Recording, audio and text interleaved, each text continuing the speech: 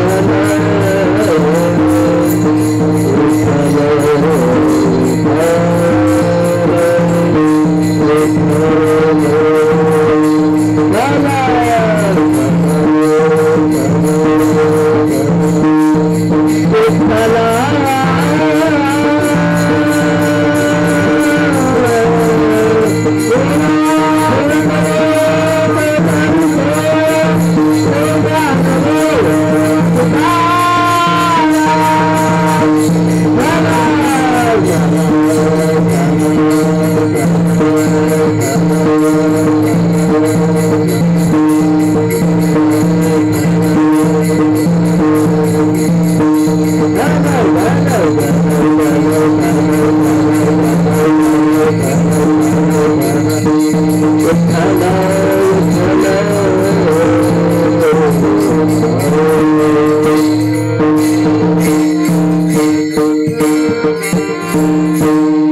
म्हणतात महाराज, आपुल्या हिता जो असे जागता, धन्य माता पिता तयाच्या, कुळी कन्या पुत्र होती जे सात्विक, तयाचा हरेक वाटे देवा.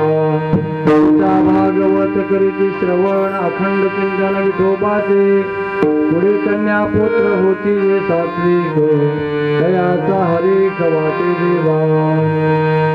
तुका म्हणे मज घडो त्यांची सेवा, तुका म्हणे मज घडो त्यांची सेवा, तरी माझ्या दैवा पार नाही. पुढे कन्या पुत्र होती जे सात्विक, तयाचा हरेक वाटे देवा. महायोग तटे भीम रत्याम, वरम पुंडरीकाय दातुम मनींद्रा, समागत तिष्ठं समानंद कंदम, परब्रह्मलिंगं भजे पांडुरंगं. मनोजव मारुत तुल्य वेगं, जितेन्द्रियं पुजिमता वरिष्ठं, आत्मात्मजं वानरयूत मुख्यं, रामदूतं शरणं प्रपद्ये, रामदूतं शरणं प्रपद्ये.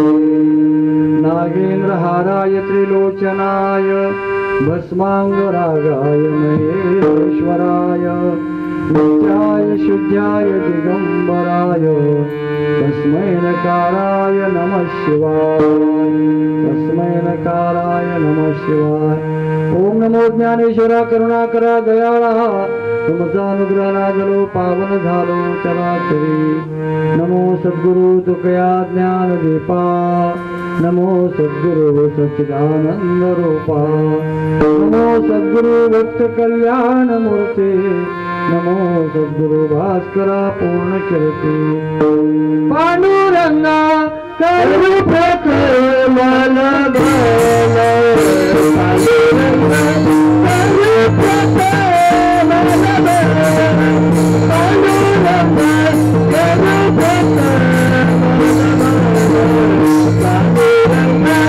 प्रथम मन भला, पांडुरंगा करू प्रथम मन भला.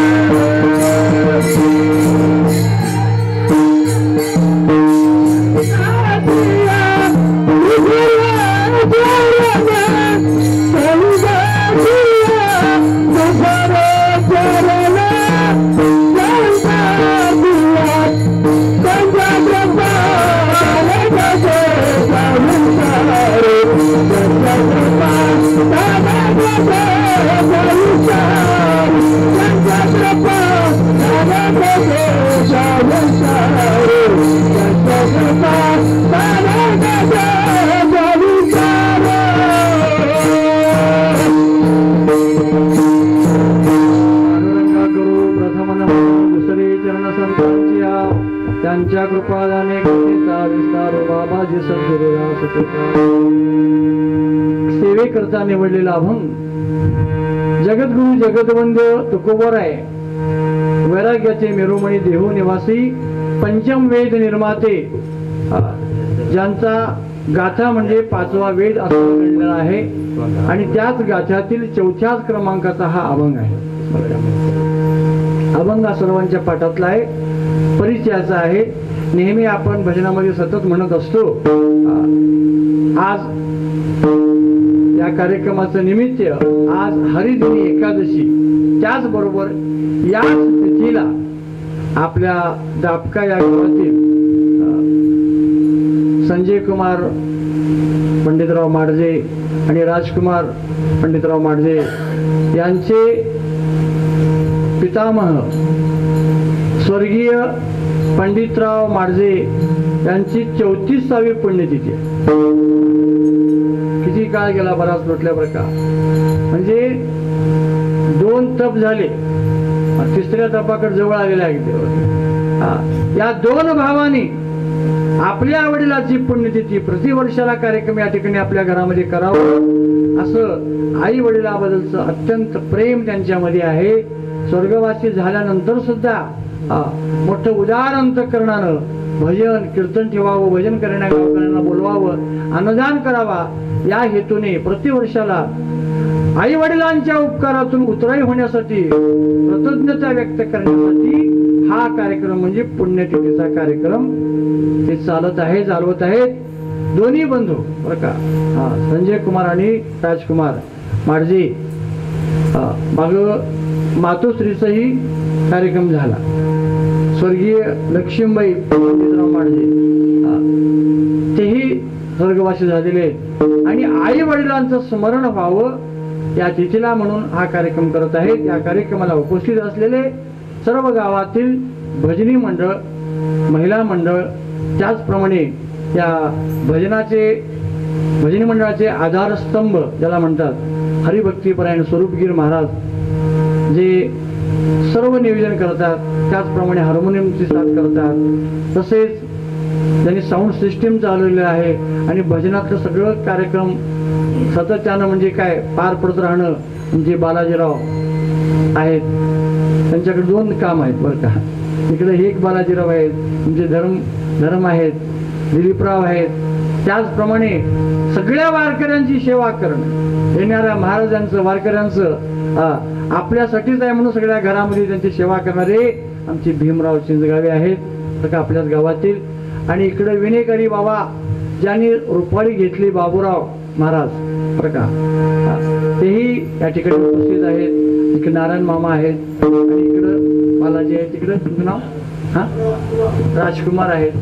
ही लहान मुलं बरं का, कुठलंही प्रमाण दिल्याबरोबर त्या प्रमाणामध्ये कशा प्रकारे चांगलं सुंदर नृत्य करावं त्याप्रमाणे वारकरी संप्रदायाच्या नियमाप्रमाणे ते करत आहेत. हे पण थांबलेले आहेत.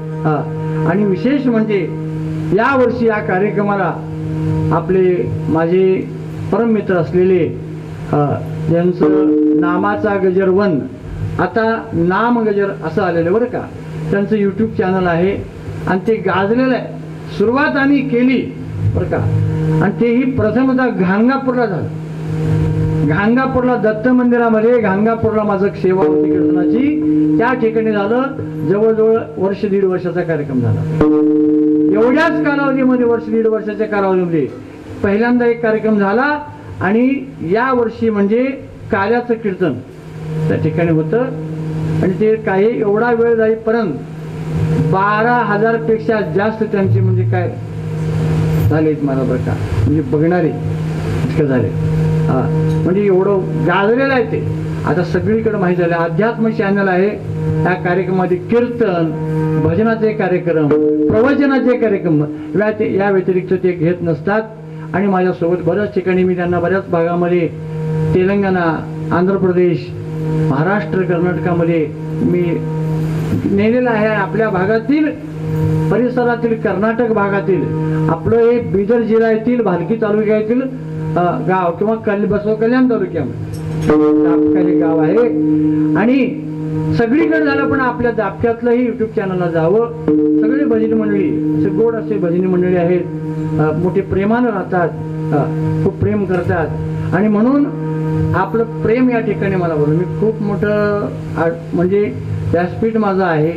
पुन्हा कथेला साथ करण्यासाठी मला तिथं त्या ठिकाणी राहावं लागतं. कुठं मनाळीला बरं का. त्यांना कुणाला कल्पना नाही.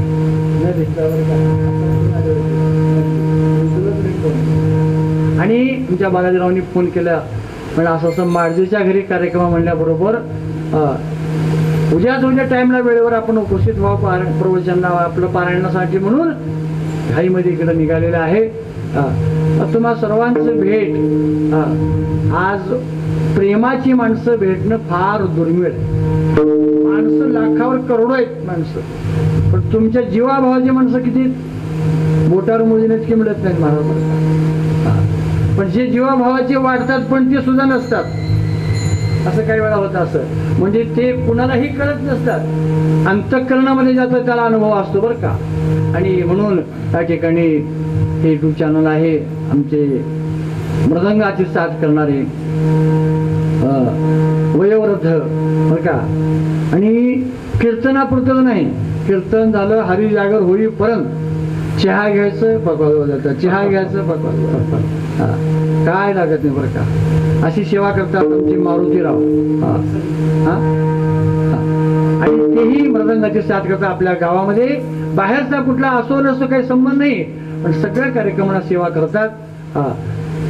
त्यांचाही फार मोठा वाटा आहे. आणि आमचे माझे परममित्र असलेले आमचे गुरुबंधू आमचे श्रीनिवास गुरुजी अतिशय सात्विक स्वभावाचं, तेही पण आलेले आहेत. आणि हा अभंगच सात्विक वर्तन निवडलेलं बरं का.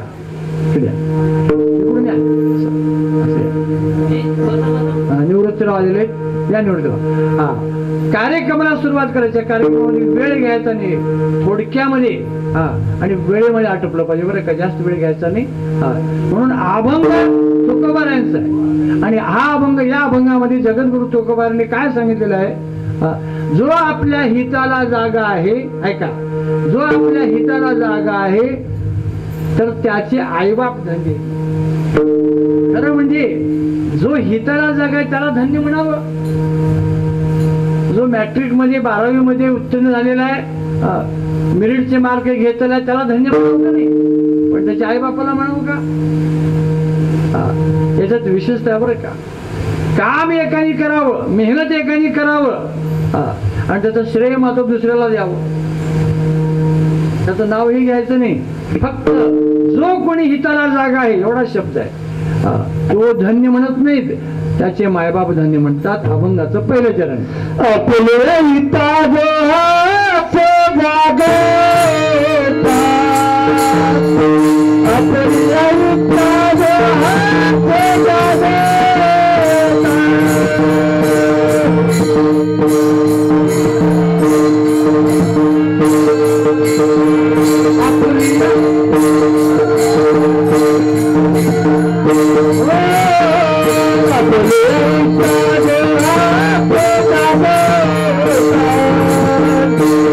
Yeah.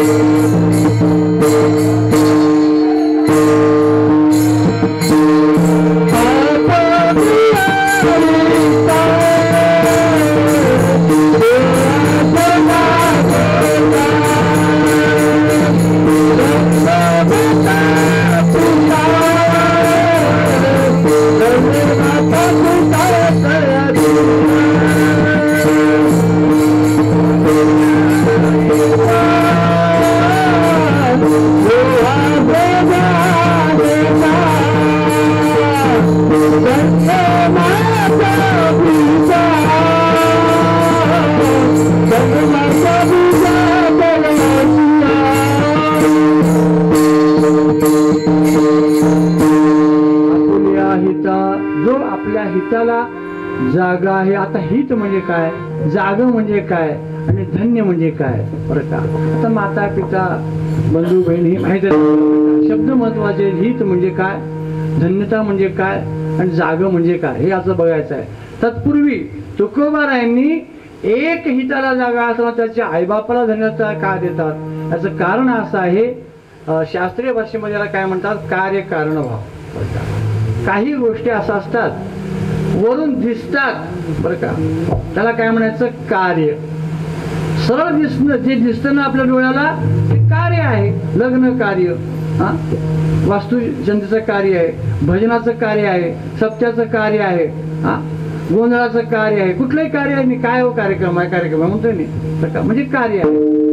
पण कारण कुणाला माहित राहतं का, कारण माहित राहत नाही. कार्य दिसतं, कारण माहित राहत नाही, कारण दिसत नाही. बरोबर आहे. आता बघा या ठिकाणी कार्य आहे. काय कार्य आहे, हरिजागर हरि कीर्तन आहे बरं का. हे कार्य आहे का नाही. आता कोणी म्हण काय हो, काय भजन कीर्तन आहे, मग कारण काय, कारणाशिवाय कार्य होऊ शकत नाही. उगाच कोणी भजन करतं का, चला बाबा भजन करूया, नाही करत नाही, काहीतरी कारण लागतं. आता इथं जे भजन कीर्तन होतं याला काय कारण आहे, पुण्यतिथी, आई वडिलांची पुण्यतिथी, त्या निमित्तानं. तसं जगामध्ये तुम्हाला थोडं शास्त्रीय भाषेतलं प्रकार सांगतो म्हणजे लक्षामध्ये येईल बरं का. कार्य दिसतं, कारण दिसत नाही. तुम्ही उत्तर द्यायचे बरं का, सावध राहा. दिसतं ते कार्य दिसत नाही, पण त्याच्याशिवाय होत नाही, त्याला म्हणायचं कारण. कुंभारानं केलेली घागर आहे. कुंभार माहिती आपल्याला, मडके करतो ना, घागर दिसते का नाही, दिसते घागर, त्याला काय म्हणायचं, कार्य. आता मला सांगा कारण काय, कारण काय, घागर हे कार्य आहे. कारण, कारण दिसत नाही पण त्याच्याशिवाय ते होत नाही. मग आता सांगा कोणतं कारण आहे, मृत्तिका, माती. मातीशिवाय घागर होत नाही. हे जे घागरीचं उपादान कारण. तुम्ही म्हणाल कुंभारानं केलं तर होते का, ते निमित्त कारण आहे. निमित्त कारण वेगळं आणि उपादान कारण फार महत्वाचं असतं. काही वेळा मडके करणारा कुंभार आहे, चाक आहे, दंड सगळं आहे बरं का, पण मातीत मिसळून होते का घागर, होत नाही. तसं मातीशिवाय घागर होत नाही. आता लक्षात घ्या बरं का, हवन, आता लक्षात घ्या. कार्य माती, कारण कार्य घागर, कारण माती, ध्यान ठेवा. आता महिलांच्या गळ्यामध्ये झुबे आहेत, बोरमाळ आहे, पाटले आहे, हे दिसतात, त्याला म्हणायचं कार्य. त्याचं कारण काय, आलं का लक्षात. कारण काय, कारण म्हणजे तुम्ही लक्षात घ्या, ज्याच्याशिवाय ते होतच नाही असं, ज्याच्यापासून ते होत कारण. अलंकार हे कार्य आहे. कारण काय, मोठ्या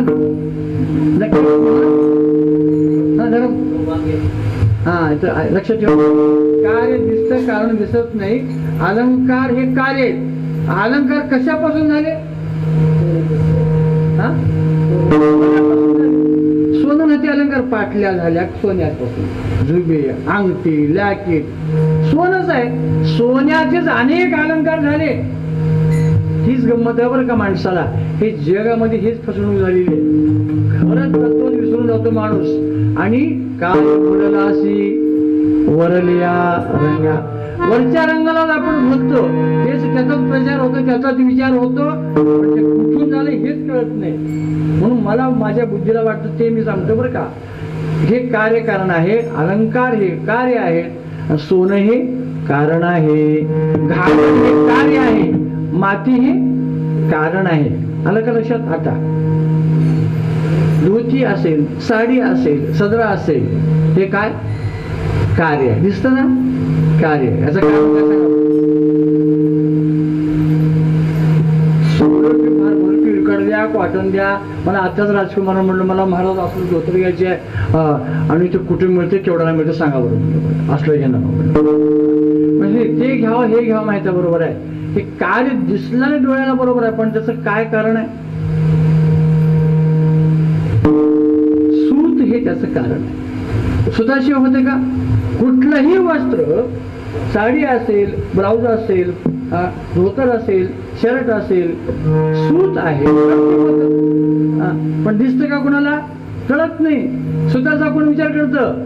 पण सुताचा विचार करणारे सुद्धा राहतात. त्याला काय म्हणतात? शिंपी. ते बघता हातामध्ये घेतल्याबरोबर त्याचं सूत कसं आहे, त्या सुतावरून त्याची किंमत ठरवते. सोनार अलंकार बघितल्याबरोबर सोनं किती नम्री आहे, सोनं घालणारा किती नम्री आहे बघत नाही बरं का.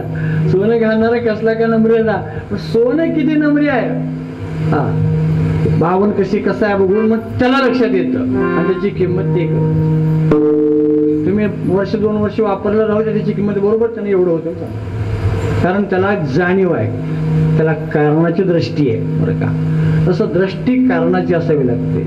जग हे दिसतं आपल्याला कार्य आहे, बरोबर आहे. सगळं डोळ्याला दिसलं जग, सगळे आपण बघतो, जगातले विविध प्रकार आपण बघतो. आता मला सांगा, हे जग ज्या अर्थी दिसतं त्याचं कारण काय?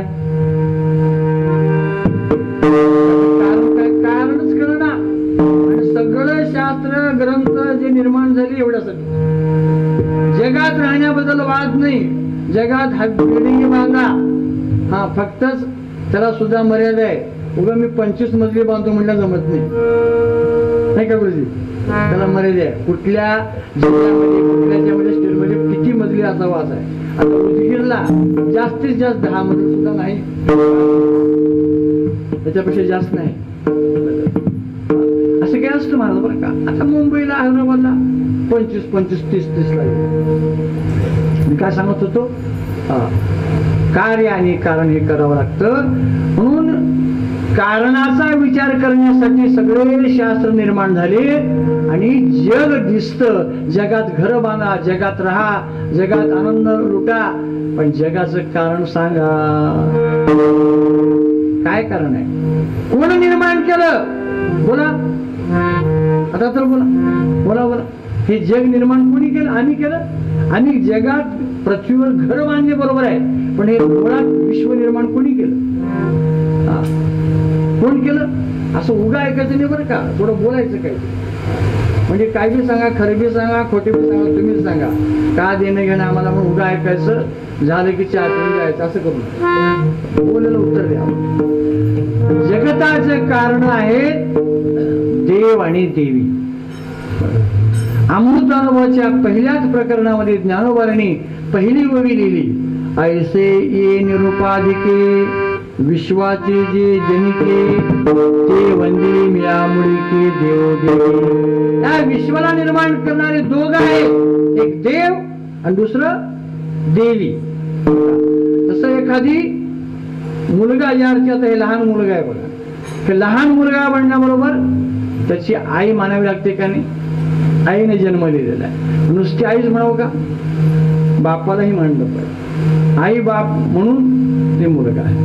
हे जसं आहे ना, त्याप्रमाणे कार्य आणि कारण. तसं तुकोबराची दृष्टी कारण दृष्टी दिसणाऱ्या कार्याचं मत सांगत नाहीत. निर्माण करताना तो किती विद्वान आहे, तो किती गुणवान आहे, तो किती सात्विक आहे, तर त्याच्या उपकाराबद्दलचं वर्णन करतो.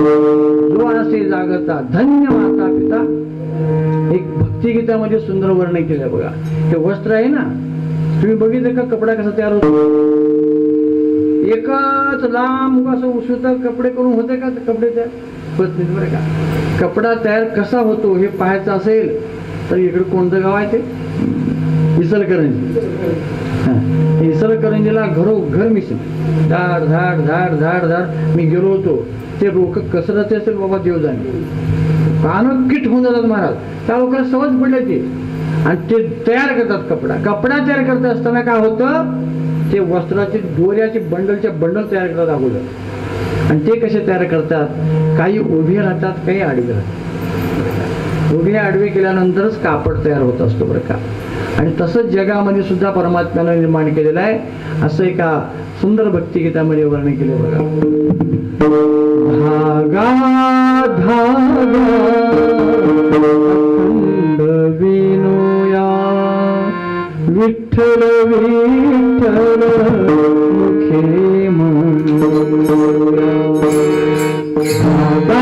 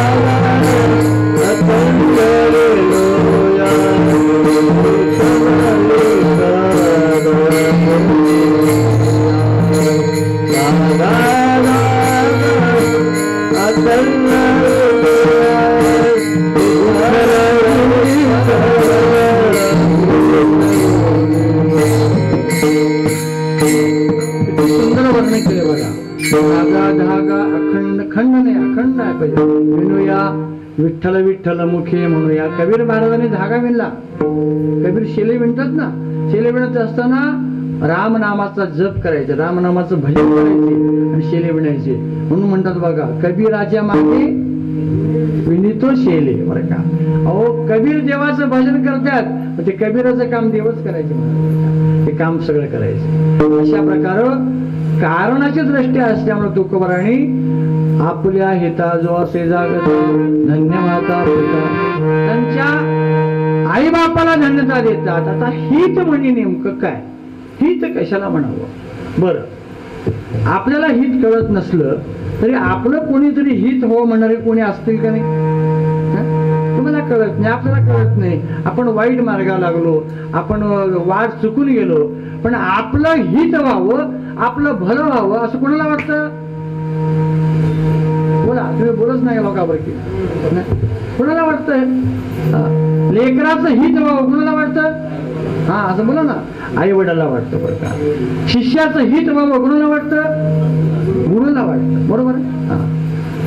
प्रजेचं हित व्हावं कुणाला वाटतं, असं बोलावं. हा, राजाला वाटतं. बरं का, तथा राजा तथा प्रजा. राजा जसा जेवढं ज्याप्रमाणे असतो ना, पुढे बस, पुढे बसायचं. महाराज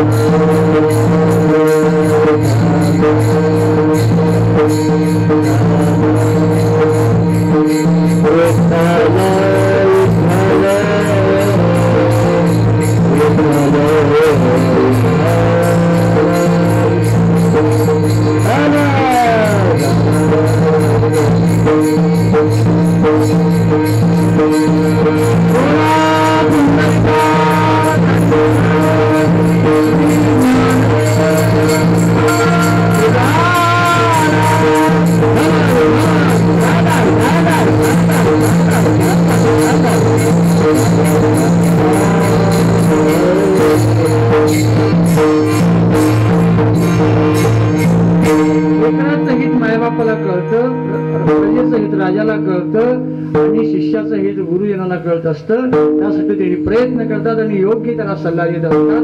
बरोबर आहे. म्हणून हित खरं हित खरी तळमळ जर कुणाची असेल त्या पृथ्वी तलावर, मी नेहमी सांगत असतो, पहिले हित करणारे सगळ्या जनाचं हित व्हावं, आपल्याच लेकराचं नाही, सगळ्याच हित व्हावं, प्रत्येकाचं. आता मायबापाला संकुचित हो, आपल्या लेकराचं हित व्हावं. कित्येक जण असे म्हणतात बरं का. एक माणूस पेढे वाटायला आला, पेढे म्हणले पेढे घ्या पेढे घ्या पेढे घ्या. पेढे काही लोकांनी घेतले आणि खाल्ले बरं का. हे म्हणा कशाचे पेढे वाटता, हे तर कळू दे आम्हाला, पेढे कशाचे वाटता. तर म्हणलं काय नाही, म्हणलं शेजारच्या घरचा मुलगा नापास झालाय म्हणून पेढे वाटले. ह्याचा तर मुलगा पास होतच नाही, पण त्याचं नापास झालं हे त्याला बरं वाटतं मग पेढे. मग हे हित बघतं का, शेजारलाच आहे पण त्याचं हे हित बघतंय का लेकराचं, त्याचं वाटलं जेवढं झालं त्याला तेवढं बरं वाटतं. मग हित बघणारे फक्त उपनिषद पहिल्या क्रमांकावर. प्रमाण सांगतो, अहितापासून कारिती हित देऊनी वाढविती, नाही का श्रुती परती जगा पडे. अहितापासून बाजूला काढायचं आणि त्याला हिताचा मार्ग देऊन त्याचं भलं करायचं उपनिषद. दुसऱ्या क्रमांकावर आहे संत महात्मे. त्याची माझे हित करीती सकळ, त्याची माझे हित करीती सकळ,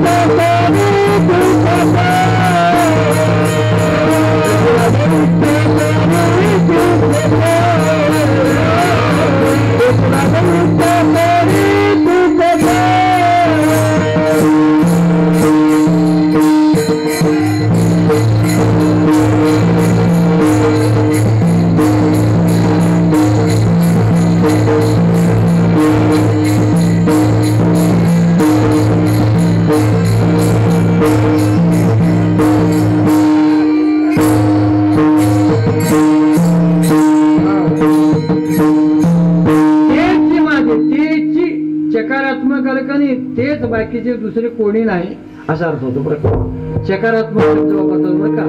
सकारात्मक शब्दामध्ये असं आहे म्हणजे काय म्हणतात, तर समजा एखाद्या या ठिकाणी सगळे आपण बसलेले आहोत, इथं सगळे जावं आणि म्हणलं महाराज तुम्हीच उद्या आमच्या घरला जेवायला या म्हणलं. तुम्हीच म्हणल्याबरोबर ते एकटेच, बाकीचे आम्ही कोणी नाही होतं बरं का. आणि सगळ्यांना सांगितलं सगळ्यांनी यावर का म्हणलं सगळं जातं. तुम्हीच म्हटलं की एकटंच गेलं, बाकी सगळे गेले. असं हे जी माझे हित करीती सकळ, जेणे हा गोपाळ कृपा करी. संतांनी खरोखर संत करुणावंत आहेत, कृपावंत आहेत, दयावंत आहेत. आणि या पृथ्वी तलावर जगाच्या पाठीवर संत आले म्हणून माणसामध्ये प्रेम वाढलं, माणसातली माणुसकी कळाली. संत आले म्हणून दया काय हे लक्षात आलं. संतांनी दया करा सांगितलं म्हणून सरकारनं दवाखाने काढले. संतांनी एकमेकाला मदत करा म्हणून सांगितलं, म्हणून माणसं एकमेकाला नमस्कार करून कधीतरी अधूनमधून उपकार करतात, मदत करतात. नाहीतर कोण केलं असतं मला बघा. जनावर जसं अक्कल कुठे राहतात ना, जनावरला काही अक्कल असते का? जनावर किती जरी हुशार असले महाराज, त्याला काही नसतं. बघा तुम्ही, चारा टाकला आपलं आपलं पोटभर खायचं, पण दुसऱ्या त्याचंच लेकरू जरी असलं तर त्याला बी बाजूला काढून ठेवायची, त्याला याद नाही. पण आपलं पोट भरलं म्हणून पुन्हा उद्या खायला येईल म्हणून बाजूला ठेवते का? ते बी नाही त्याला ज्ञान. मग त्या चाऱ्यावरच बसते, चारा पायानं उकळून त्याच्यावरच बसते, त्याच्यावरच सगळं काय मूत्र विष्ठा त्याच्यावरच टाकते. उद्याची चिंता नाही, काय नाही बरं का, निश्चिंत. तसं काही माणसं आहेत बरं, आत्ता पोट भरलं की पुरे, उद्याची चिंता करायचं नाही, दुसऱ्याचा विचार करायचं नाही बरं का. अहो, जे दुसऱ्याचा विचार करतात, दुसऱ्याच्या दुःखाचा, दुसऱ्याच्या सुखाचा विचार करतात, त्याला संत म्हणतात. आणि जे दुसऱ्याच्या दुःखाला सुखी होतात, दुसरा दुःखी झाला की याला सुख होतं, त्याला काय म्हणायचं? जीव. त्याला माणसात म्हणायचं बरं का. आणि दुसरा सुखी झाला की हे दुःखी होतं, त्यानं सुख झालं की विनाकारण दुःखी बापरे. तसं एवढं बाबा, एक माणूस गेला दवाखान्यामध्ये, डॉक्टर साहेब लई दिवसापासून नाही तर जळजळ करल्या म्हणलं, लई छाती सगळं जळजळ करल्या, पोटात सगळं आग पडल्या म्हणलं. आग पडल्या काय म्हणलं? त्यानं सगळं एक्सरा वगैरे सगळं काढलं, बघितलं आणि तपासणी केली, काहीच नाही, रिपोर्ट चांगलाच रिपोर्ट आहे. म्हणजे तुमचा रिपोर्ट सगळा चांगला आहे. म्हणलं कधीपासून असं व्हायला लागलं तुम्हाला? त्यानं म्हणलं शेजारच्यानं 4 मजली बिल्डिंग बांधल्यापासून झालंय म्हणलं. आता शेजारच्यानं 4 मजली बांधलं म्हणून याला तेव्हापासून बरं वाटणार आहे, जळजळ करायला. आता याला काय इलाज आहे? त्यानं म्हणलं हे दवाखान्यामध्ये याला काही गोळी नाही, दिसत नाही, तुम्ही जा म्हणलं. आता ह्याला त्याचं वाटलं झाल्याशिवाय तुम्हाला शांतता मिळत नाही. मग कुणाचं वाटलं तर काय करायचे? आमचा धंदा ते नाही, तुमचं तुम्ही बघून घ्या मध्ये वाटलं. हे जीव राहतात आणि साधू संत राहताना जे का रंजले गांजले त्यासी म्हणे जो आपले साधू खावा जे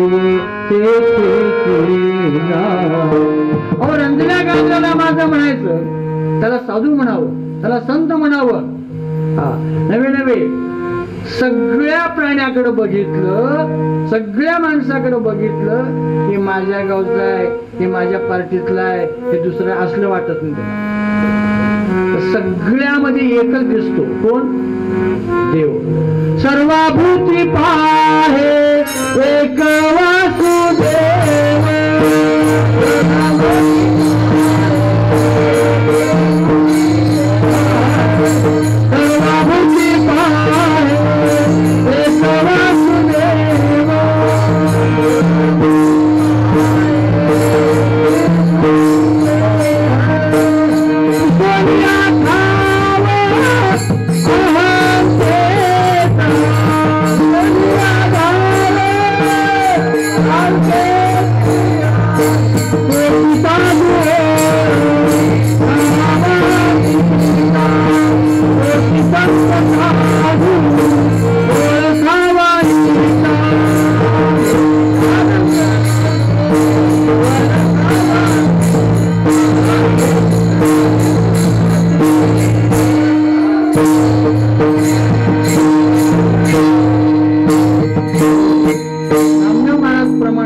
संत कोणाला म्हणावं, साधू कोणाला म्हणावं, की जे हित करतात ना, मग ते कसे राहतात हे कळावं लागतं ना.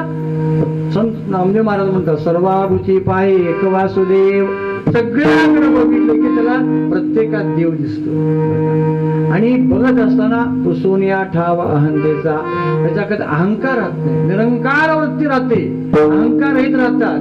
तोच संत साधू ओळखावा निका, तो निकाय बर का. आणि बाकीचे येरते ऐका मायाबद्ध, बाकीचे सगळे मायानं बद्ध झालेले आहेत, मायेमध्ये अडकलेले आहेत. बस संपलं का. म्हणजे संत एक हित करतात, उपनिषद एक हित करतात, 2. आणि तिसरं लेकराचं हित आईबाप करतात. लेकराचे हित वाहे माऊलीचे चित्त, वाहे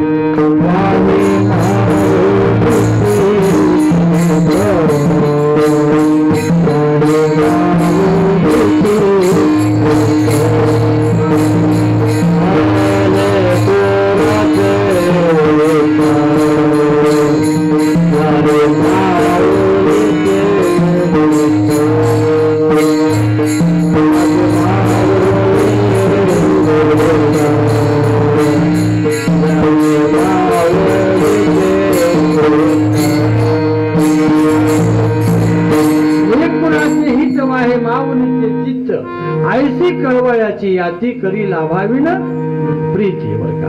आणि म्हणून तुकोबाराय म्हणतात आईबापच हित करतात. आणि आईबापाने लेकराला एवढं शहाणं केलं, वाढवलं ना, म्हणून त्याचा शहाणपणाचा श्रेय आईबापाला देतात. धन्य माता पिता.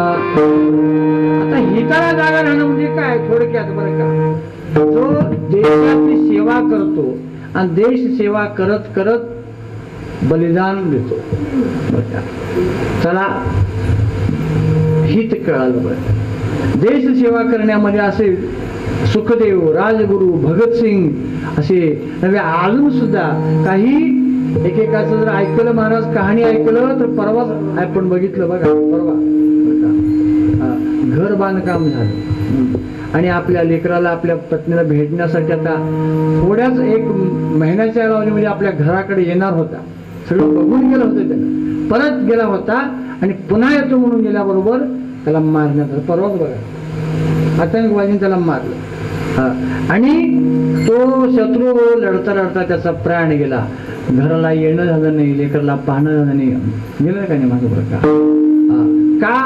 तर समरांगणामध्ये ज्यावेळेस लढत असताना तो माघार घेत नाही, आपल्या आई बापाचा लेकराचा विचार करत नाही, फक्त शत्रूला हरवणं एकच विचार असतो, फक्त देश सेवा हे प्रमुख असते. त्याला म्हणायचं हित.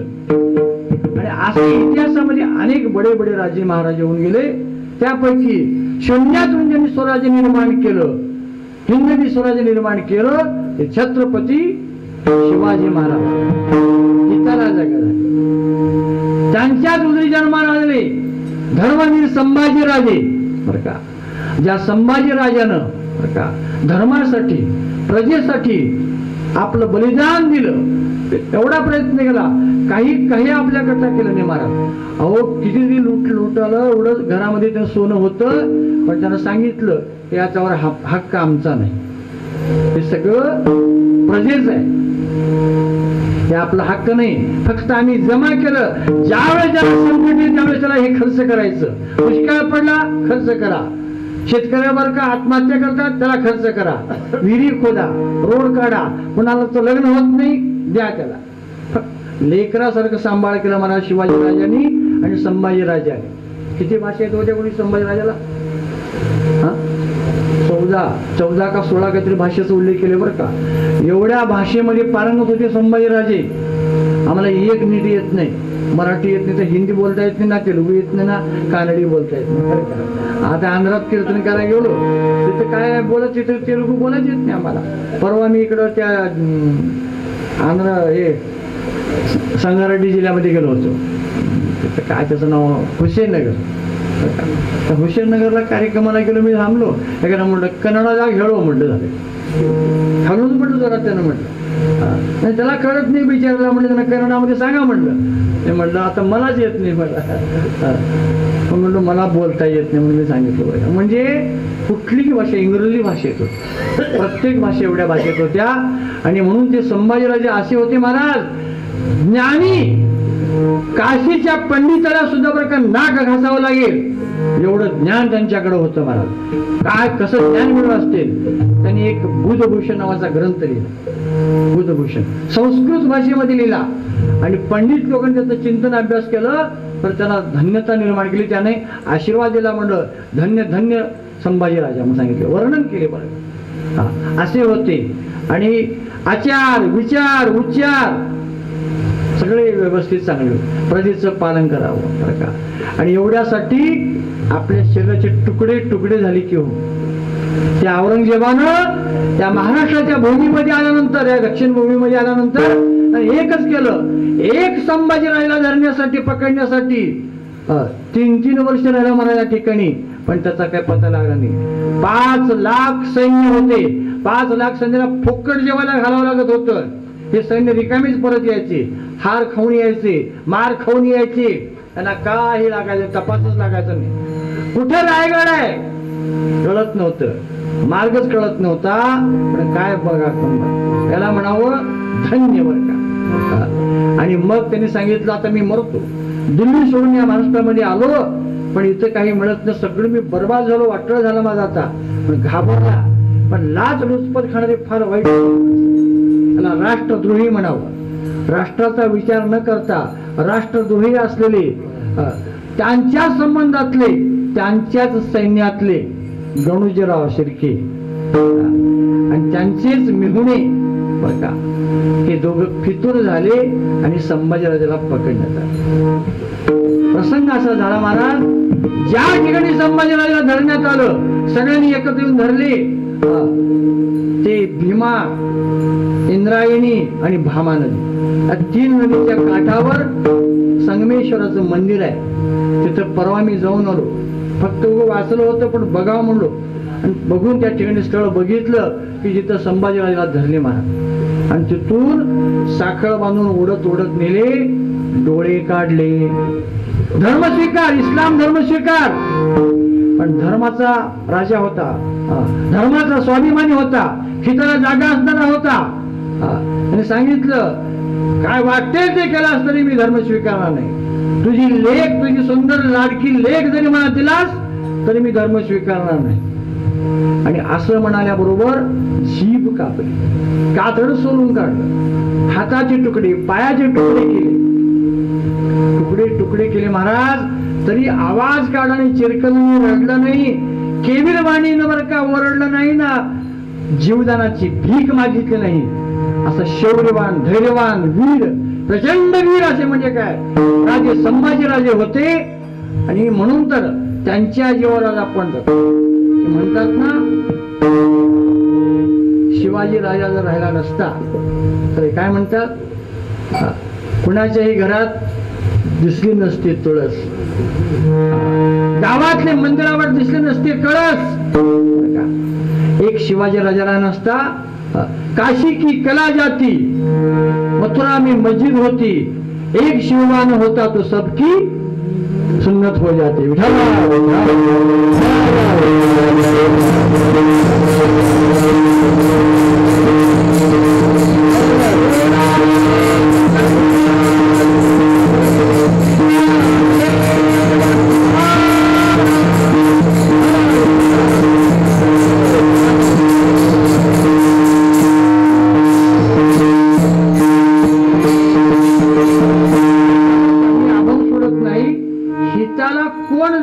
हित कळालं, देश हित, प्रजेचं हित बरं का, सगळ्याचं हित विचार केलं आणि जागा राहिला, जागा राहिला. आणि म्हणून ते धन्य झाले. आज त्यांचे पुतळे थांबलेले स्मारक शिवबांचे, संभाजीराजांचे, का तर ते धन्यता मिळवलेली आहे बरं का. हे झालं इतिहासामध्ये. आणि आपल्या धार्मिक क्षेत्रामध्ये, पारमार्थिक क्षेत्रामध्ये, भक्ती क्षेत्रामध्ये जर पाहायला गेलं, अनेक संत आहे ज्यांच्या आई वडिलांचं नाव विठ्ठलपंत आणि रुक्मिणी होत. माहिती आहे सगळ्यांना नाव, विठ्ठलपंत आणि रुक्मिणी. या दोन्ही आई वडिलांच्या पोटी जन्माला आलेले कोण लेकर आहेत? किती लेकर झाले? 4. वा. कोण कोण? निवृत्तीनाथ, ज्ञानदेव, सोपान, असं म्हणतात बरं का. प्रत्यक्षात सूर्य उगवले म्हणतात बरं का. सूर्यच प्रत्यक्षात या पृथ्वी तलावर उगवले. आणि मग त्यांचं वर्णन करतात, धन्य तो निवृत्ती, धन्य तो सोपान, ज्ञानदेव. अहो धन्यता त्यांना प्राप्त झाली. काय मिळाली? आता ऐका बरं का, आपुल्या हिता जो असे जागता आता जाग होते म्हणून एवढे ग्रंथ लिहिले. निवृत्तीनाथ, सोपानदेव, मुक्तादेव प्रचंड यांनी कार्य केलं, पण त्यांनाही धन्यता आली, पण त्यांच्या आईबापाला धन्यता आली. एवढे जन्माला येण्याला कारण ज्यांच्या आई वडिलाला देहांत प्रायश्चित घ्यावं लागलं. आपल्या लेकराचं हित व्हावं, आपल्या लेकराला धन्यता मिळावी आणि शुद्धीपत्र मिळावं म्हणून विठ्ठलपंत आणि रुक्मिणी यांनी इंद्रायणीमध्ये उडी ठोकून प्राण दिला, माहित आहे. म्हणून यांना धन्यता मिळाली. हा विचार करून तो कोबरा म्हणतात, आपल्या हिता जो असे जागे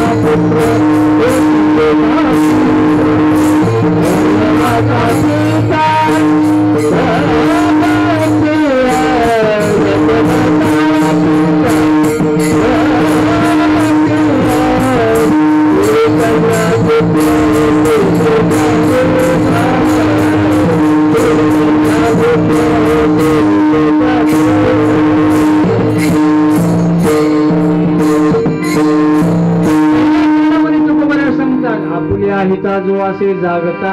आता हीच कालं म्हणजे काय, जगजोगी जगजोगी जाग जाग बोलते, जागता जग राखा काही भाव, अवघा क्षेत्रपाळ तुझा वास कळ, जगजोगी जगजोगी जाग जाग.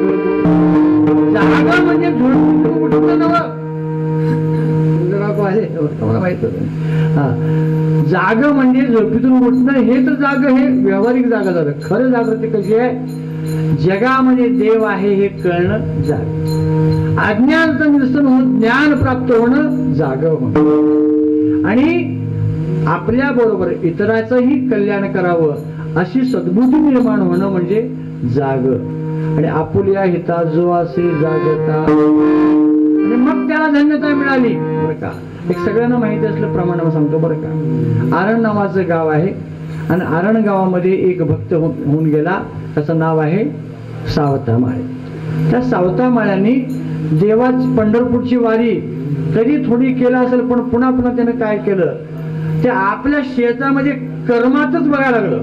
कर्मे शुभ जावा, कर्म काय, कर्म करतानाच त्याने एक केलं. देवाकडे जाण्याचे मार्ग अनेक आहे, जसं भक्ती मार्ग आहे, तसं योग मार्ग आहे, ज्ञान मार्ग आहे आणि कर्म मार्ग. कर्म मार्ग कसं, कर्म करा, घरात शेतात मस्त काम करत राहा. आता धर्म आमचं काम करत राहते, कुठं नाही, आम्हाला जमतच नाही, म्हणजे घरात काम करायचं काम, पण केलेल्या कर्मामध्ये कामना ठेवायचं. एवढं सूत्र जर आम्हाला मिळालं, कर्म करायचं, कर्तव्य मन करायचं, अपेक्षा ठेवायचं नाही, कामना ठेवायचं नाही, परमार्थ झाला त्याला देव उद्धार करतो. त्याला कर्मयोग म्हणतात. आणि असा कर्मयोग साध्य केला सावतामाळ्यांनी.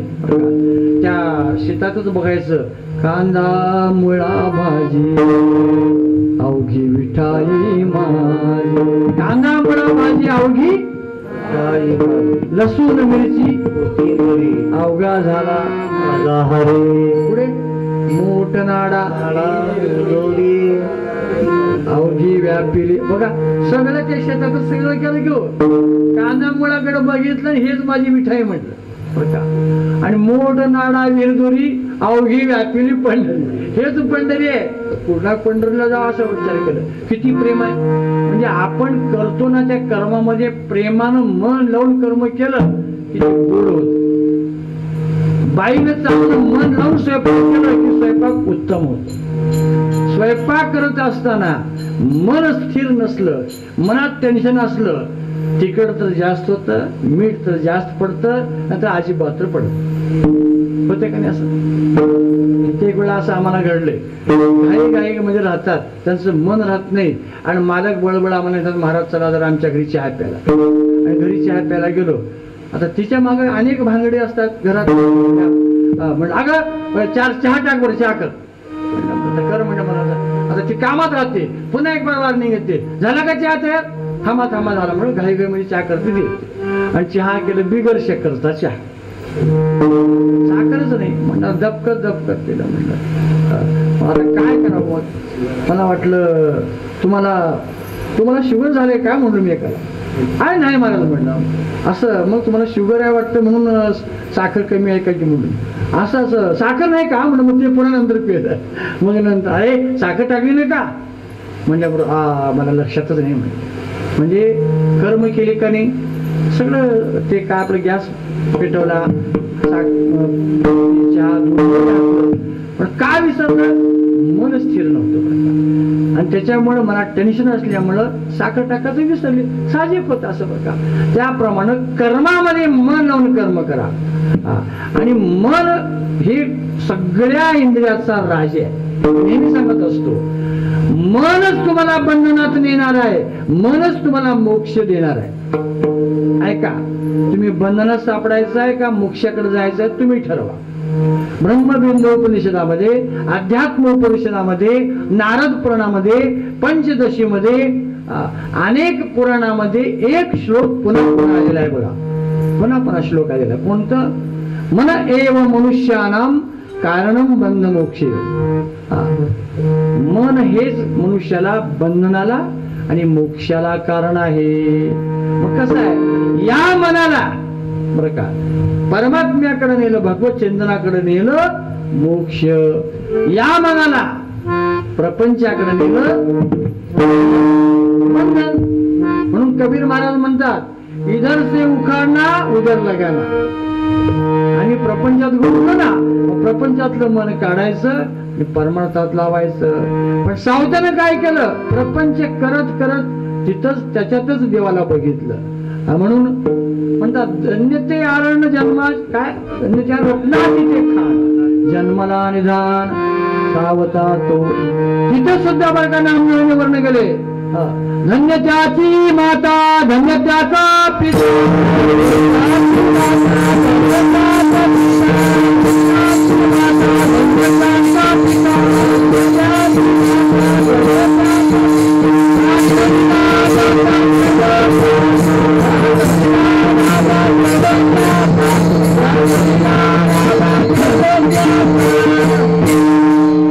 किती कमाल आहे.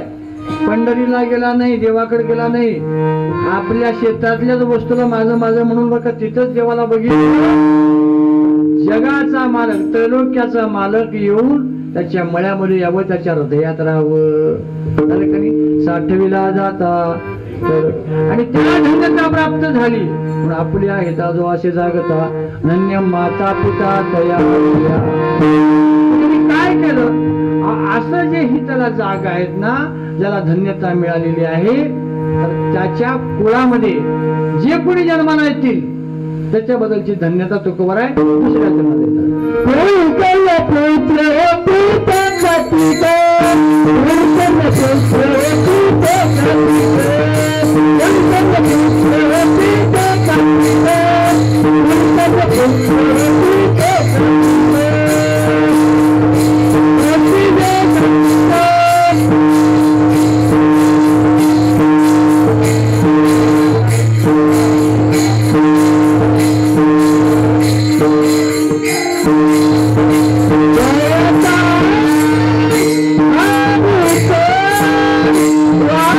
Oh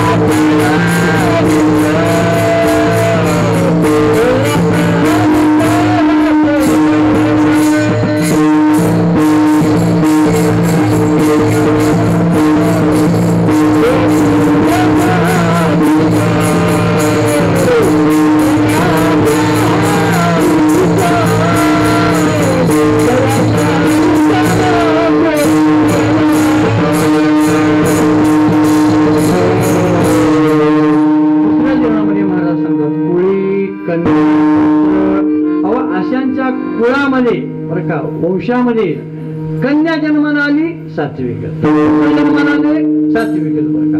तुकोबरांच्या कुळामध्ये 8 पिढ्यापासून सगळे सात्विकच. संतांच्या घराण्यामध्ये काय गंमत आहे महाराज, सगळं साध्य नाही बरं का. आणि असंही गणित लावू नका, जे कोणी संत आहे त्याच्या घरात सगळे संत अजिबात नाही, शक्य नाही महाराज. काही ठिकाणी बऱ्याच वेळा असं झालेलं आहे. बाप महाराज, बाप भक्त असलं की पोरग वाईट, बाप चांगला पोरग वाईट, वाईटाच्या पोटी वाईट झालं मग कोणी त्याच्या पोटी चांगलं, असं सध्या आम्हाला पाहायला मिळते. लई चांगले तो महाराज आहे, वारकरी आहे, महिन्याचा वारकरी आहे, आणि पोरं काय पाप बिचारायचं, काय पाप असेल म्हणा तो का म्हणतात. आणि सांगू बरं का, आमच्याच गावामध्ये काय हे काय महाराज आयुष्य बरोबर आयुष्य गेलं पिण्यामध्ये. मरताना जसं लोक दूध घालतात ना तसं त्याला मरताना त्याच्या ह्याचा जीव जात नाही, मला माहित आहे. म्हणजे मग दूध घातला जीव जायला गेलं, दूध घालू का म्हणलं, दारू घेऊन या म्हणलं. गणेश सांगलं मी काही खोटं बोलत नाही. आणि दारूचे 2-3 टोपण घातल्याबरोबर मेलं. म्हणजे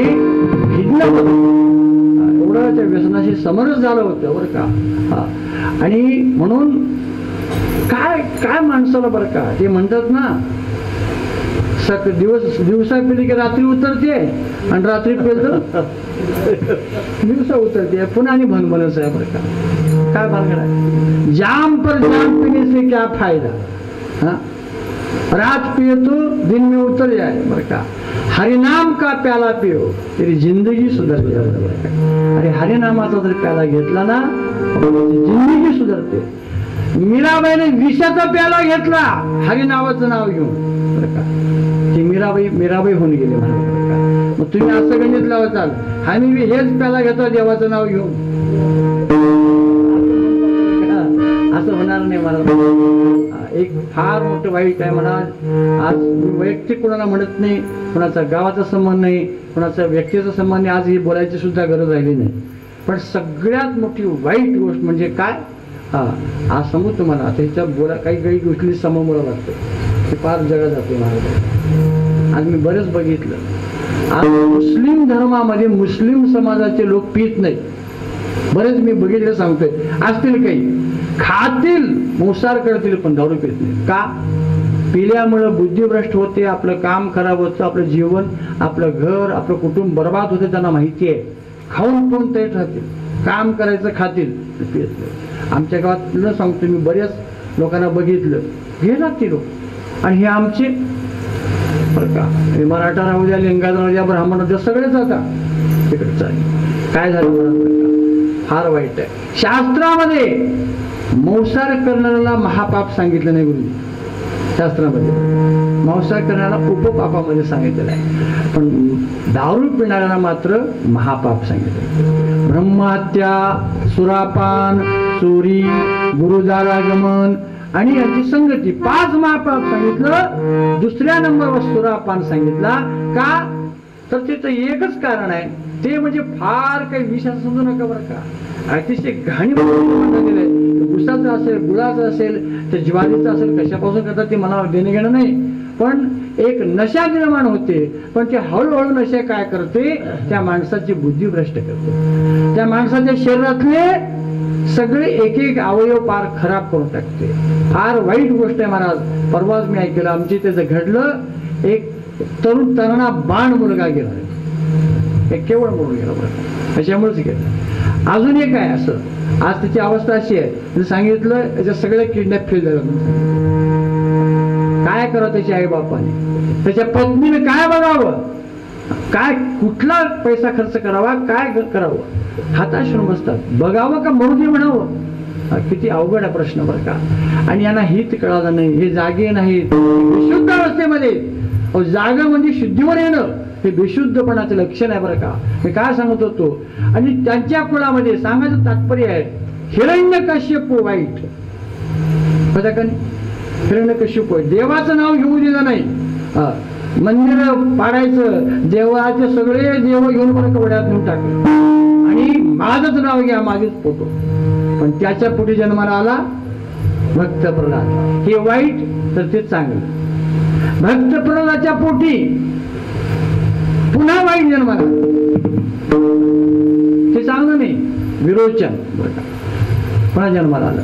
हा, आणि त्याच्या पोटी पुन्हा पुन्हा चांगला जन्माला बळीराजा. बरं का. हा, म्हणून असं एक वाईट आहे एक चांगलं आहे. म्हणजे असं का होतं, त्याला पुण्याही लागते. आपल्या हातातल्या गोष्टी नाही, पुण्याही लागते. एक सुभाषित सांगतो तुम्हाला बरं का. सुशील मात्र पुण्येन पितृ पुण्येन चतुरता. ऐका, सुशील मुलगा गुणवान मुलगा जन्माला यायचा असेल तर बाबूराव आईची पुण्येन, आणि मात्र पुण्य पितृ पुण्येन चतुरता. हुशार ज्ञानी मुलगा जन्माला यायचा असेल तर बापाचं पुण्य लागतं.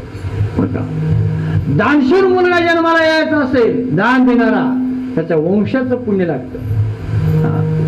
आणि भाग्यवान मुलगा जन्माला यायचा असेल तर स्वतःच पुण्य लागतं. सुशीलो मात्र पुण्येन पितृ पुण्येन चतुरता वंश पुण्येन दातृत्वम आत्म पुण्येन सौभाग्यता. विठ्ठला विठ्ठल.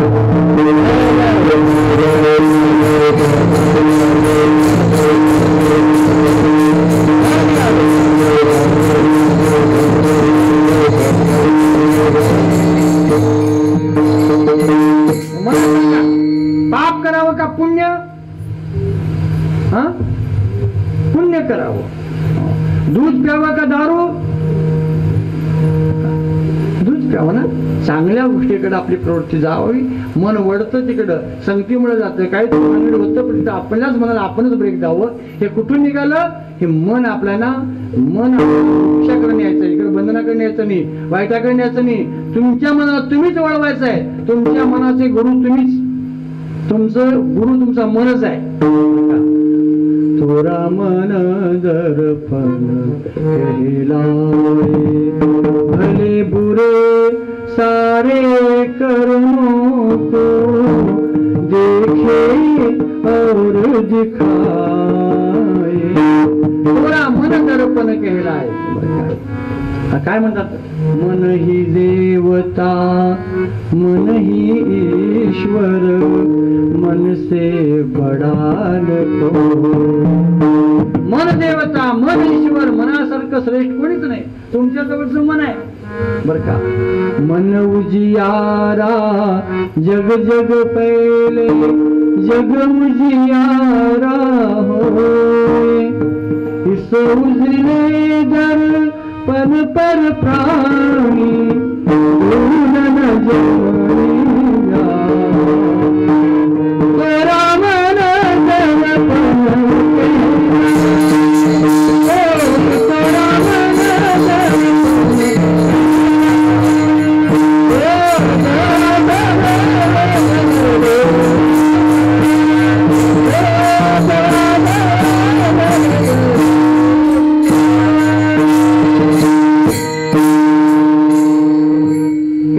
भजन आहे बरं का. सुंदर भजन आहे, मला आवडतं म्हणून मी तुमच्या पुढे म्हणलं.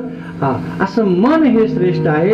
आणि कुळी कन्या पुत्र, ते कन्या राहू द्या की पुत्र राहू द्या, तर ज्याच्या घरामध्ये मुलगी जन्माला आली, आज मुलगी भेटत नाही बरं का. एक काळ असा होता, मुलगी जन्माला आली की आई रडायची, आई बाप घराची रडायचे, कसं करावं मुलगी जन्माला आली.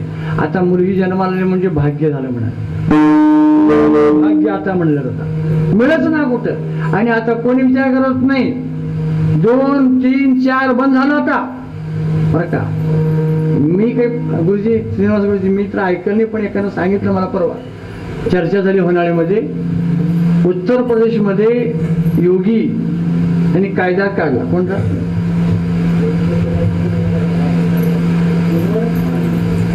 दोन अपत्य, 2च अपत्य. 2 मुलं राहू द्या की 2 मुली राहू द्या, तिसरं नाहीच. तिसरं जर लेकरू झालं तर त्याला कुठली सोय नाही. त्याला शाळेत म्हणा, अनेक अडचणी, त्याला नोकरी म्हणा, सगळ्या भांडे बंद करून टाकल्या. का? लोकसंख्या वाढू लागलेली आहे. भराभरा लोकसंख्या वाढते. काय करायचं एवढी पिढी घेऊन? कधी बी एका दिवशी मरणार आहेत. मग हे जन्माला येऊन आगाव कामं करून मरण्यापेक्षा न झालेच बरं. त्याच्या नावाला जाऊ दे बरं का. हे कशाला करावं? मायबापाला काय दुःख सुख देणार आहेत? जन्माला घालावं, जन्मालापासून मोठं करावं आणि पुन्हा बिघडलं की मायबाप रडत रडत रडत बसावं. कसं होईल कसं होईल म्हणजे हे बळून जावं चिंता करून. मग याच्यापेक्षा न झालीच बरं ना. आणि म्हणून एक तर लोकसंख्या कमी झाली पाहिजे, सुविधा मिळण्याची अनेक कारण आहेत महाराज बरं का. देशाची सुव्यवस्था नीट राहते. म्हणून कुळी कन्या पुत्र म्हणून तर दोन सांगितलं तुकोबाराने, एक मुलगी एक मुलगा. होती जे सात्विक. प्रश्न असा आहे, 3 गुण आहेत, तमगुण, रजगुण, सत्वगुण. तमगुणी माणसं काय करतात? शिळ पाका खातात, जास्त वेळ झोपतात, कुठे बसवायला तिथं बसतात, काम करायचं नाही, धंदा करायचा नाही, बिड्या वडायचं, सिगरेट वडायचं, मिळाल ते काय खायचं, मिळाल ते प्यायचं, कुठेही पडून राहायचं. घराची याद नाही, लेकरा बाळाची याद नाही. असले तमगुणी. रजगुणी हाटेलात खायचं, धाब्यावर खायचं, पार्ट्या करायचं, तमाशात जायचं, वेश्यालयात जायचं, राजकारणाच्या गप्पा ठोकायच्या, कुणीकडे बी नीट राहायचं नाही. रजगुणी बरं का. भाजप बरोबर बी फिरायचं, काँग्रेसमध्ये बी फिरायचं आणि वोट द्यायचं राष्ट्रवादीला बरं का. आणि जय जयकार करणं आणि जय जयकार करत नाचायचं शिवसेनेमध्ये. कसं ओळखावं? कुठल्या भानगडी कुठल्या म्हणून कळूच देत नाही. इकडून बी घ्यायचं, तिकडून बी घ्यायचं, सगळीकडे या माझ्या इकडून तिकडून या माझ्या जाळ्यात पडा म्हणलं सगळं. कुणालाच काही बोलता लागू द्यायचं नाही, सगळ्या बरोबर राहायचं. असे काही महाराज बरं का. हे रजगुणी वाया गेले, तमोगुण वाया गेला, सत्वगुणी. सत्वगुणी माणसाला आवडेल. एकाने म्हणलं बरं का, आता मी आपलं म्हणलं की वाईट थोडं वेगळं वाटतं. आता माझ्याकडे बंडलच घेऊन आली परवा. मला 7,000 घ्या, तुमच्या घरचं सगळं मतदान. कोण दिलं का नाही, कोणी दिलं हे म्हणत नाही बरं का. मी हे घ्या आणि आम्हाला मतदान करा. मतदान आहे.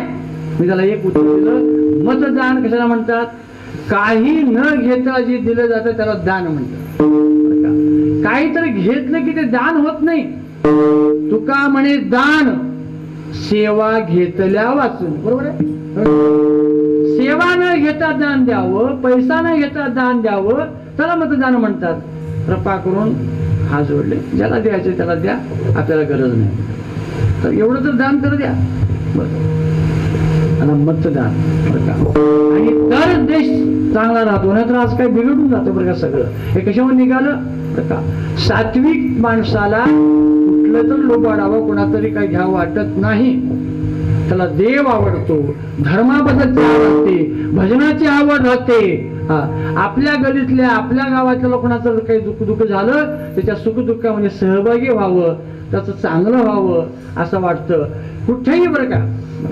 एक प्रेमाचा, जातीतला माणूस, आपल्यातला माणूस असा विचार नाही, फक्त प्रेमाचा तो भुकेला राहतो. आता आम्हाला काही संबंधी बरं का, आमचे शिवाजी गुरुजी आणि मी बरं का, आम्हाला एका मित्र आहेत बरं का, नेहमी फोन करतात. साहेब नातं नाही कुठलं काय नाही बरं का. ते कुठं राहणार? नांदेडच्या पलीकडं राहतात, हैदराबादला. विरेश त्यांचं नाव आहे, विरेश बरं का. आणि फक्त बोलणं, काय देणं घेणं नाही, व्यवहार नाही कुठलं, काही आम्ही देणं नाही ना ते आम्हाला देणं नाही. पण पुन्हा फोन केल्यामुळं नांदेडच्या पलीकडे जायचं आम्ही ठरवलं लग्नाला. पण आम्हाला काय झालं, सपच्या दोघांनी अडकलो बोंबळीच्या. म्हणून त्यांनी पुन्हा ते काय म्हणतात ते कार्यक्रम ठेवतात बघा जेवणाचा. नाही ते अलीकडे करायला हो. काय म्हणलं? रिसेप्शन म्हणून बरं का. म्हणजे लक्षात नाही रे ते नाव. ते कार्यक्रम ठेवला आणि या म्हणलं आम्ही दोघेही गेलो पाहिजे. तर जाण्यामध्ये आम्हाला आनंद वाटला, प्रेम वाटलं. आम्हाला असं वाटलं हे फार म्हणजे एक देवाच्या तीर्थयात्रा गेल्यासारखं वाटलं, एवढं प्रेम. आणि त्यांनाही एवढंच प्रेम. घरात पण पाठवत असताना हे सगळ्या काही वस्तू आम्ही कोटीला हैदराबादमध्ये घेतलं आणि आम्ही घेऊन आलो. बस स्टँड पण पाठवून दिलं. किती प्रेम, डोळ्यात त्यांचे अश्रू. काय त्यांचं देणं घेणं आमचा संबंध. एवढा आला तुम्ही उपकार केलात म्हणून ते रडायला लागले महाराज. लिंगायत धर्मातले विरेश म्हणून त्यांचं नाव. एवढं प्रेम, काय प्रेम महत्वाचं हो. कुठं पण मी प्रेम येतं, मला हे सांगायचं आहे. म्हणून सात्विकता ज्याला म्हणतात ना, तेही सात्विक आहेत. आणि आमच्यात कोणतं सात्विक गुण आहे म्हणून एक संबंध जमला, साथ जमली, व्यवहार जमला, बस बरं का. हे सात्विक आहे. आणि तुकोबराय म्हणतात जगात सात्विक माणसं जन्माला आली तर जग नीट राहते. सात्विकता जर ढळली तर जगामध्ये विश्वास राहणार नाही. कुणाचा काटा करतं, राजकारण नीट राहणार नाही, व्यवहार नीट राहणार नाही, घरात कुटुंब नीट राहणार नाही. फक्त सात्विक जे आहे ना, आणि म्हणून तर सत्य करतात. म्हणून तर कुळी कन्या पुत्र होते सात्विक. सात्विक माणसाचाच हेवा देवाला आवडतो. विठोबा रखुमा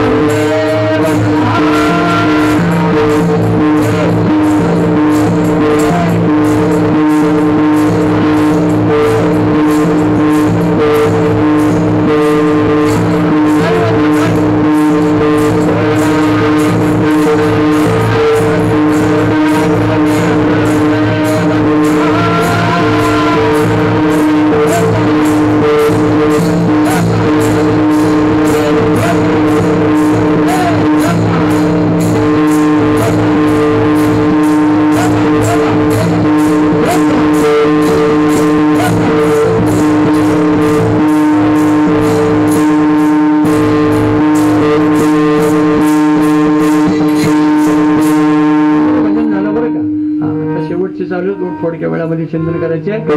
तुमचं थोडं भजन ऐकायचं. तर हात वरी करून सगळे बसणाऱ्या गोड भजन म्हणायचं बरं का. उंच हात वरती हात वरी करा, कारण तुम्ही सगळे महिला सगळं पूर्ण सगळीकडे जाईल बरं का. तर हात वरती करा आणि चांगलं सुंदर भजन करा. विठ्ठल विठ्ठल विठ्ठला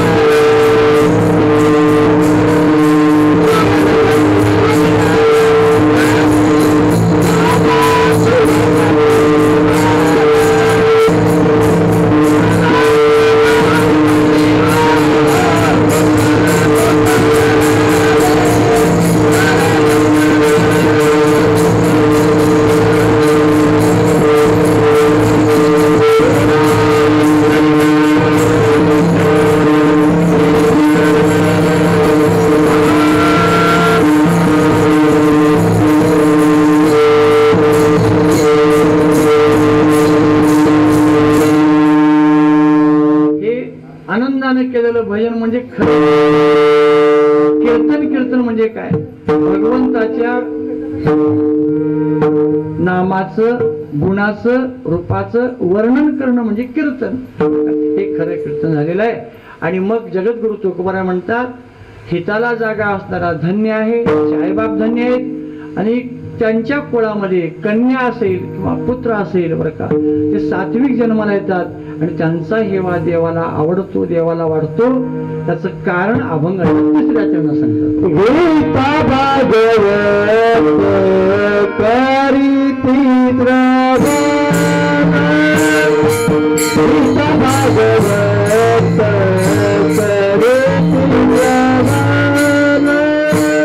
करीती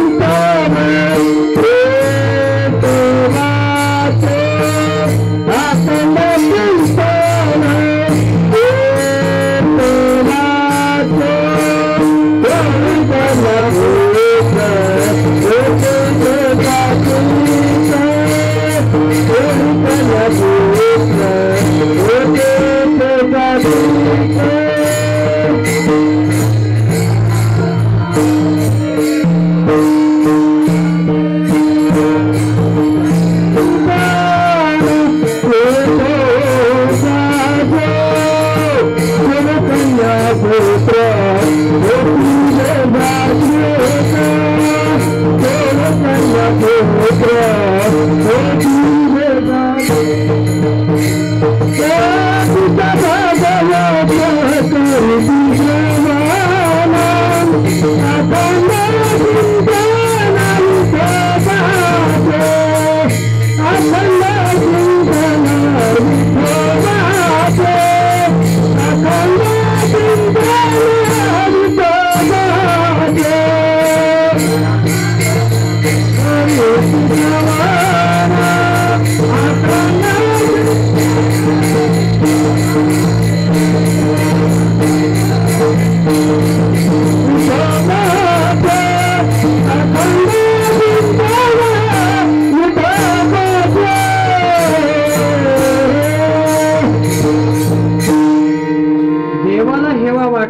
कारण तिसऱ्या चरणात तुकोबाराय सांगतात. हा महत्वाचा विषय आहे.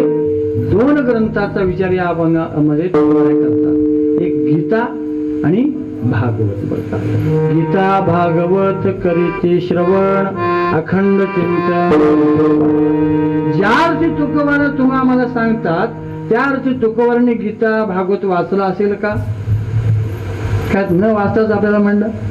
ते स्वतःच वाचले बरं का. गीता ज्ञानेश्वरीचा 1000 वेळा पारायण केले, भागवताचा 1000 वेळा पारायण भंडारा माळावर बसून पारायण केलं. आणि मग स्फूर्ती येते अभंग. आणि बघा, गीतेतला जो अर्थ आहे, भागवतातला जो अर्थ आहे, तोच अर्थ अभंगाच्या गाथ्यात आहे, वेगळा नाही. वेदातला अर्थ सगळ्यांचा समन्वय एक साधलेला होता, एकच आहे. म्हणून गीता काय सांगते, तुम्हा आम्हाला कसं जगावं गीता सांगते. आणि भागवत शेवट त्याचा कशा प्रकारे व्हावा मृत्यू ते भागवत सांगतं. आता अलीकडं काय झालेलं आहे, गीता कमी झालेली बरं का. अलीकडं गावागावामध्ये सप्ते होऊ लागलेले. पण काय लोकांनाही आवड लागले की महाराज लोकांनी असं केले, महाराज जिकडं बघावं तिकडं पारायण करायचं झालं, पारायण झालं की भागवत कथा लावून टाकली. भागवत कथा आता किती लोक भागवत कथा सांगणारेही तसेच आणि ऐकणारेही तसे. 7 दिवस भागवत कथा आहे का. मी कोणाची वैयक्तिक टीका करत नाही, पण वास्तविक आहे ते बोलल्याशिवाय जमत नाही बरं का. हे भागवतकार आहेत ना, ठराविक रुक्मिणीचं स्वयंवर लग्न, ध्रुवाची गोष्ट, परशुरामाचा विचार, आणि सुरुवातीला बरं का. जे ब्राह्मणाची कथा आहे बघा, तिची कथा सांगायची. अशा काही भक्त प्रल्हाद असेल, अजय मेळाची कथा, अशा काही ठराविक मोजक्या कथा राहतात. बाकी सगळं 80% तर सगळं उगं वरपानच बोलणं. बसा तुम्ही ऐकायला, कुठल्याही कथेमध्ये बसा. हे मी एका ठिकाणी म्हणलं हे कथा नाही, ही व्यथा आहे म्हणाल. कथा करा की कथा, मग सांगा कथा. कोणती कथा? तुकोबाराने सांगितले मग, आणि तुम्ही म्हणाल प्रमाण हे दिलं, तुकोबाराने म्हणले म्हणून आम्ही कथा केल्या. मग कथा काय करता? आज उत्तर भारतामध्ये सुद्धा बघितलं आम्ही, आज टीव्हीवर भागवत कथा तशीच आहे. ते काही वेगळं नाही. आजच व्यवहारात सगळं बोलायचं, थोडं थोडं सांगायचं, तसंच ठेवायचं. आणि 7 दिवसात नाही, वर्षानुवर्ष तुम्ही रामायण लावून बघा, होतं का?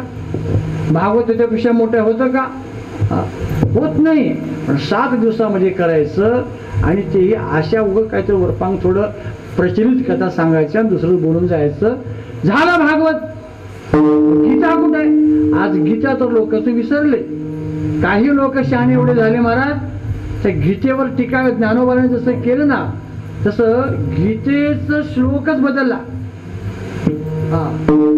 ते गीतेचे श्लोक आहे ना, धर्मक्षेत्रे कुरुक्षेत्रे समवेतायुत्सवा मामका पांडवाशे वटून पर्वत संजया, असे गीतेचे श्लोक आहेत. वितराग भय क्रोधा मनमया मामोपाश्रिता भवज्ञान तपसा पुता मद्भाव मागता किंवा अश्रद्धानाम धर्मशास्त्र परंतप 9व्या अध्यायामध्ये वर्णन आलेलं आहे. मन्मना भव मद भक्तो मध्याजी माम नमस्करो मामे वैश्यसुयुक्तो मत्माना मत्परायणा पत्रम पुष्पम फलम तोयम. सांगा गीता, एक एक श्लोक सांगा. आज गीतेवर प्रवचन करायची तयारी नाही. उलट म्हणलं गीता सोपी कळावी म्हणून श्लोकच बदलला आणि त्याचा मराठीमध्ये अर्थ करून पुस्तकं विकतात. आणि लोक बी ते वेड्यासारखं घेतात. मी कीर्तनामध्ये सांगून टाकलं का नाही, बंद करा, घेऊ नका म्हणून सांगितलं बरं का लोकांना, जिथे ज्या गावात वाटत होते बरं का तिथं. आणि काय म्हणलं, उद्या चालून भगवान कृष्णाचे श्लोकच जातील हरवून. उद्या लोकांना पिढीला, पुढच्या पिढीला कळणार नाही. संस्कृत मध्ये गीता होती, भगवंतांनी सांगितली श्री भगवान वाच, असं होतं म्हणून कळणार नाही लोकांना बरं का.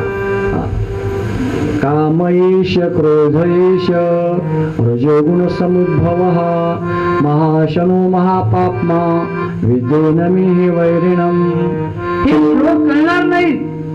आज तुमच्याकडे बुद्धी ज्ञानानं अभ्यास करा, शिका, पण करत नाहीत. आणि भागवतामध्ये कोणतं भागवत? श्रीमद भागवत पुराण हे 12 स्कंद आहेत आणि त्या 12 स्कंदामध्ये विस्तारपूर्वक कथा खूप लिहिलेली आहे बरं का. आपल्या पूर्वजापासून सृष्टी कशी निर्माण झाली, बरंच हे सगळं निर्माण केलं आहे, ते तर कोणी सांगत ना बरं का. पण असं सांगायचं. आणि त्या भागवतातल्या 11व्या स्कंदावर ज्ञान आहे, जे एका स्कंदावर संत एकनाथ महाराजांनी श्रीमद भागवत लिहिलं बरं, एकनाथी भागवत लिहिलं. ते वाचा, किती उपदेश आहे, किती ज्ञान आहे महाराज बरं का. आणि मला वाटतं ज्ञानोबारायची ज्ञानेश्वरी अर्थात गीता आणि नाथरायांचं केलेलं एकनाथी भागवत या 2 ग्रंथाकडे बघून तुकोबाराने म्हणलं असावं, गीता भागवत करीते श्रवण या कथा अखंड चिंतन आणि चिंतन विठोबाचं भजन करतात. तुम्ही सुद्धा गीता भागवत ऐकण्याची वाचा, अभ्यास करा. तुमच्यात नाही जर बदल झाला तर मला विचार. तुमच्यात वैराग्य निर्माण होईल, तुमच्यात सुख मिळेल, तुम्हाला ज्ञान मिळेल, तुमचं पाप दग्ध होईल, पुण्याची प्राप्ती होईल, अनेक फायदे होतील. पण आपण त्या मार्गाकडे जात नाही म्हणून संतांनी सांगितलं. पण काय करा, आणि भजन मात्र करा, अखंड चिंतन. एवढं केलं ना, इतकं केल्यानंतर तुकोबाराय म्हणतात देवाला तर झालं, पण त्याच्या घरामध्ये त्या माणसाचा दास मी होतो, अभंगाचं शेवटचं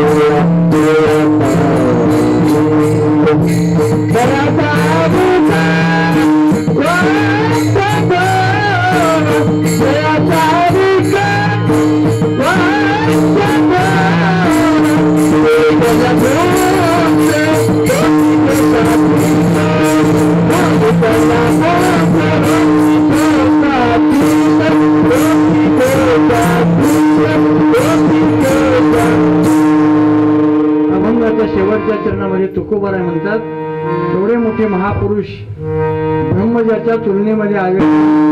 विष्णूचा अवतार, तुका विष्णू नाही दुजा.